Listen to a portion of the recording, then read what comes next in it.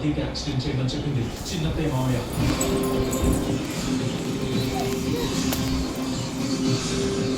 నీకు ఎవరు చెప్పని చెప్పారు? ఇప్పుడు మీరే కదమ్మా నాతో చెప్పి యాక్సిడెంట్ చేయించారు. ఇదంతా ఎవరు చేయించారని అడిగితే పార్వ తనచు వాళ్ళు కొట్టుకొని వస్తారు.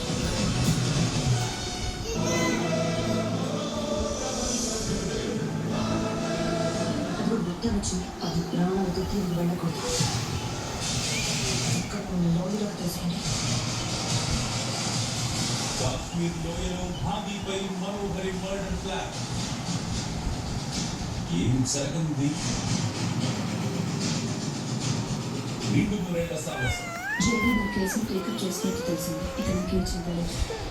గౌతమ్